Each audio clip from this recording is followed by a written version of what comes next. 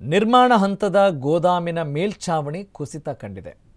ಎಲ್ಲಿ ಏನು ಎತ್ತ ಅದರ ವಿವರವನ್ನು ನೋಡ್ತಾ ಹೋಗೋಣ ಬನ್ನಿ.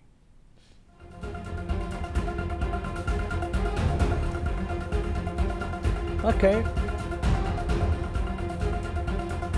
ಈ ಸುದ್ದಿ ಎಲ್ಲಿದು ಅಂತ ಹೇಳಿದ್ರೆ ಕೋಲ್ಕತ್ತಾದಲ್ಲಿ ಮೇಲ್ಛಾವಣಿ ಕುಸಿದು ವೆರಿ ಸ್ಯಾಡ್. 8 ಜನ ದುರ್ಮರಣಕ್ಕೀಡಾಗಿದ್ದಾರೆ. ಇದುವರೆಗೆ 14 ಜನರನ್ನು ರಕ್ಷಣೆ ಮಾಡಲಾಗಿದೆ. 4ವರ ಸ್ಥಿತಿ ಗಂಭೀರ ಅಂತ ತಿಳಿದು ಬಂದಿದೆ. ಕೋಲ್ಕತ್ತಾದ ತಾರಾ ತಲಾದಲ್ಲಿ ನಿರ್ಮಾಣವಾಗ್ತಾ ಇದ್ದಂಥ ಒಂದು ದೊಡ್ಡ ಗೋದಾಮಿದು. ಆದರೆ ದುರದೃಷ್ಟವಶಾತ್ ಆ ಗೋದಾಮು ಮೇಲ್ಛಾವಣಿ ಕುಸಿದಿದೆ.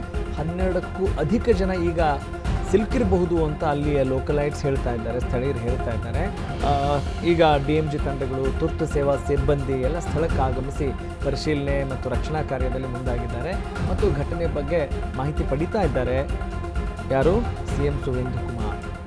ಕೆಲವೇ ಕ್ಷಣಗಳಲ್ಲಿ ಸ್ಥಳಕ್ಕೆ ಸುವೇಂದು ಅಧಿಕಾರಿ ಆಗಮಿಸ್ತಾರೆ ಅನ್ನೋ ಮಾಹಿತಿ ಇದೆ.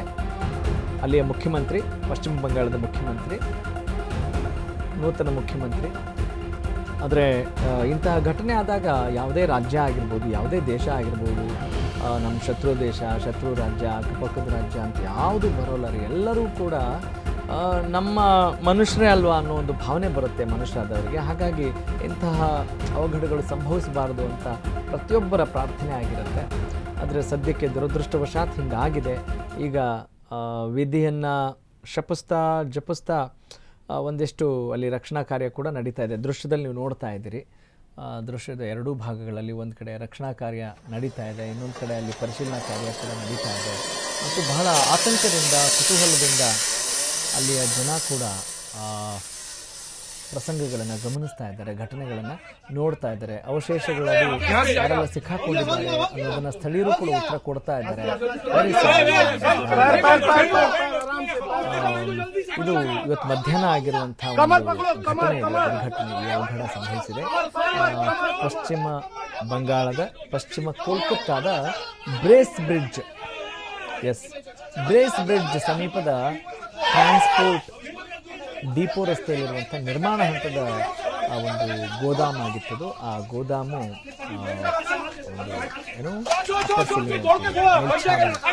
ಏಕಾಏಕಿ ಕುಸಿದು ಬಿಟ್ಟಿದೆ.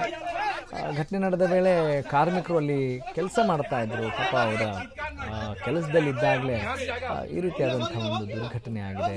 ಮೇಲ್ಛಾವಣಿ ಕುಸಿದಿದೆ. ತಕ್ಷಣ ಹಲವರು ಆ ಮೇಲ್ಛಾವಣಿ ಅಡಿ ಸಿಕ್ಕಾಕೊಂಡಿದ್ದಾರೆ. ಒಂದು ಸುಮಾರು 23 ಜನರು ಅಲ್ಲಿ ಸಿಕ್ಕಾಕೊಂಡಿರ್ಬೋದು ಅನ್ನೋ ಒಂದು ಡೌಟ್ ಇದೆ. ಹಾಗೆಯೇ ಈ ಮಾಹಿತಿ ಗೊತ್ತಾಗ್ತಾ ಇದ್ದಂತೆ ಕೋಲ್ಕತ್ತಾ ಪೊಲೀಸರು, ಅಗ್ನಿಶಾಮಕ ದಳದವರು, ವಿಪತ್ತು ನಿರ್ವಹಣಾ ಪಡೆ ಹಾಗೂ ನಾಗರಿಕ ರಕ್ಷಣಾ ಸಿಬ್ಬಂದಿ ಎಲ್ಲ ಸ್ಥಳಕ್ಕೆ ಆಗಮಿಸಿದರು. ರಕ್ಷಣಾ ಕಾರ್ಯಾಚರಣೆ ಎಲ್ಲ ಆರಂಭಿಸಿದ್ದಾರೆ. ಇನ್ನೂ ಅದು ಮುಗಿದಿಲ್ಲ, ಹೆಂಗೆ ನಡೀತಾ ಇದೆ ಅನ್ನೋದ್ರ ಬಗ್ಗೆ ನಮಗೆ ಮಾಹಿತಿ ನಾವು ನೀಡ್ತಾ ಇದ್ದೀವಿ. ಈಗಾಗಲೇ ಒಂದಿಷ್ಟು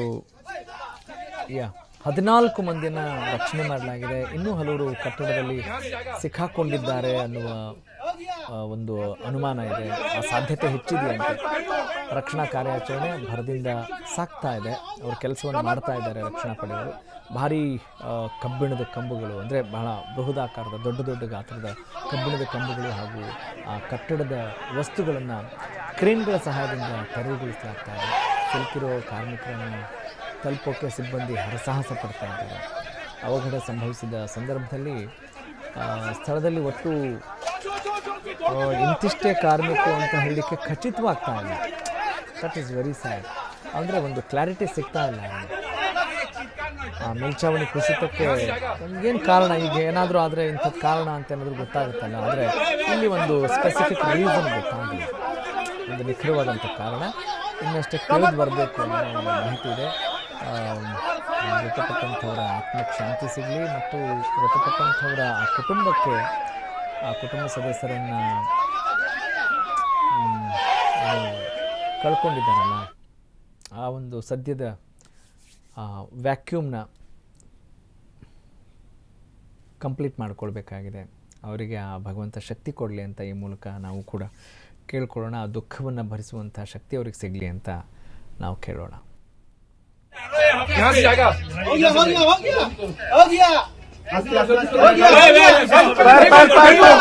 से कमर पकड़ो, कमर कमर कमर कमर कमर कमर